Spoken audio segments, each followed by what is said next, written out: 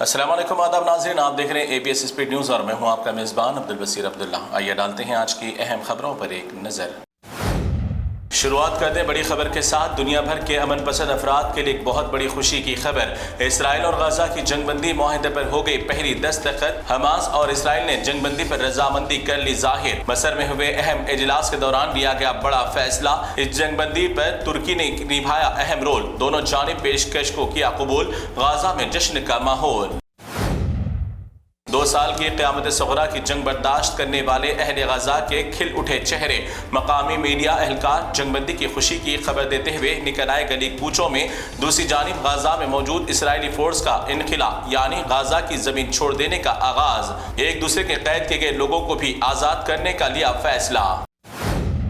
غزہ جنگ بندی کے معاہدے پر دستخط ہوتے ہی ڈونلڈ ٹرمپ نے بھی ٹویٹر کے ذریعے اپنی خوشی کا کیا اظہار اور دونوں جانب پیش رفت کرنے والے، رول ادا کرنے والے اہم ارکان کو دی مبارکباد۔ بہت جلد غزہ کو ترقی یافتہ ماڈل بنانے کا کیا اعلان۔ غزہ پھر سے ہو جائے گا ہرا بھرا، ٹرمپ کا دعویٰ۔ حماس کے قبضے میں موجود اسرائیلی یرغمالیوں نے جنگ بندی معاہدے کی خبر سنتے ہی خوشی سے ہوئے سرشار۔ کہا کہ اب وقت آ گیا ہے اپنے گھر واپس لوٹنے کا۔ ایک دوسرے کو تسلی دیتے ہوئے آئے بڑی خوشیوں کے ساتھ نظر۔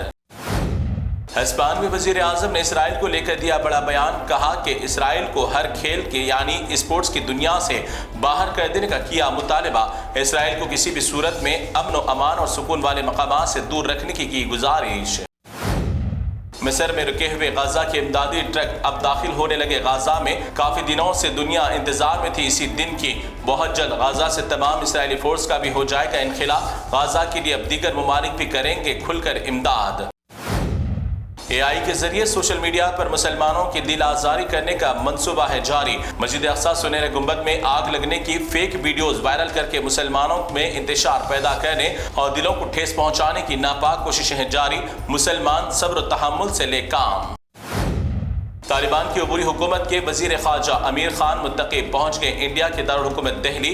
بھارت کے وزیر خارجہ کے ترجمان جیسوال نے کیا ان کا استقبال۔ کیا بھارت ابھی بھی طالبان کو دیکھتا ہے پہلی والی نظر سے؟ دونوں ملکوں کے درمیان بہتر تعلقات کو بنانے کے لیے ہوئی آمد۔ بالی ووڈ اداکارہ دیپیکا پڈوکون کے دبئی دورے کے دوران اداکارہ نے زیب تن کیا عبایا، یعنی پہنا مسلمانوں کا مذہبی لباس۔ اپنی بہن کو اس لباس میں دیکھتے ہی تمام شرپسند فسادی بھائیوں کے تن بدن میں لگی آگ۔ اپنی بہن کو اس لباس میں محفوظ دیکھ کر سینوں پر لوٹے سانپ۔ اپنی ہی بہن کے خلاف سوشل میڈیا پر بھائی ہوئے برہم۔ اب بھارت میں روزانہ مسلمانوں کے خلاف نفرتوں کا بڑھ رہا ہے بہت ہی بازار۔ اتر پردیش دیگر مقامات پر لگائے جا رہے ہیں زہریلے بینرز، مگر تعجب کی بات یہ ہے کہ خنزیروں کی نسلوں کا نہیں تھا انسانوں میں پتہ۔ اچانک ایسے بینرز لگا کر نسل خنزیر بھی محبتوں کا کر رہے ہیں اظہار۔ دوسری جانب یوگی کے ساتھ اظہار محبت کا بینر لگانے کے بعد نہیں ہوئی کوئی قانونی کارروائی۔ گجرات میں نوراتری کے دوران اکثریتی فرقے پر پوجا کے دوران اقلیتی فرقے کی جانب سے حملہ کیے جانے کا الزام لگاتے ہوئے ان تمام مسلمانوں کے 186 گھروں پر چلا دیا گیا بلڈوزر۔ بڑے تعجب کی بات، مرکزی مودی سرکار کی نظر میں سپریم کورٹ کی ختم ہو گئی اہمیت۔ اب واٹس ایپ پر نفرت پسندی یا فساد بھڑکانے والے مواد فارورڈ کرنا پڑ سکتا ہے آپ کو مہنگا۔ واٹس ایپ یونیورسٹی کے تمام کاپی پیسٹ کرنے والے اسٹوڈنٹس کو الہ آباد ہائی کورٹ نے دی وارننگ۔ ملک میں فساد پھیلانے والے مواد فارورڈ کرنے پر ہوگی جیل۔ آج کل کچھ لوگوں کو برقع پوش خواتین کو دیکھتے ہی آنکھ پر آ رہی ہے فسادی چڑیل۔ برقعے سے چڑیلوں کو ہے بہت نفرت۔ سوشل میڈیا پر اپنی چیپ حرکتیں کرتے ہوئے زبردستی برقع پوش عزت دار مسلم بہنوں کو ستانے کی گھناؤنی سازشیں ہیں جاری۔ اس خاتون کے بھی آنکھ پر آ گئی برقع پوش خواتین کو دیکھتے ہی چڑیل۔ 2 دن قبل کرناٹکا کے شہر تمکور میں پیش آیا ایک دل خراش واقعہ۔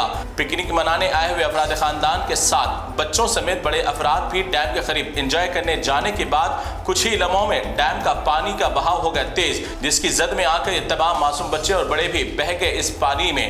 ابھی تک ان کی نعشوں کی تلاش ہے جاری۔ اس دور کا سب سے مرون خبیث کی جانب سے نجاست بھری زبان سے شان رسالت صلی اللہ علیہ وسلم میں گستاخانہ الفاظ کا استعمال کرنے پر اس کے خلاف مقدمات اور شکایت کروائی جا رہی ہے درج۔ اسی ضمن میں صوفی حافظ محمد رشید قادری اور صابری کے ہمراہ نوجوان عاشقان رسول صلی اللہ علیہ وسلم نے فلک نما پولیس اسٹیشن میں اس ملعون کے خلاف شکایت کروائی درج اور فوراً اسے گرفتار کرنے کا کیا گیا مطالبہ۔ हुकूमत तेलंगाना खांसी की दवा से मासूम बच्चों के होने वाली अमवात को लेकर बड़ी गहरी तशवीश का किया इजहार और इसी के साथ अभी मजीद 2 और खांसी के सिरप रेसिपी फ्रेश और कोल्ड्रीफ के सिरप पर लगा दी पाबंदी। वालिदैन को भी अपने बच्चों को ऐसे सिरप ना पिलाने की दी हिदायत।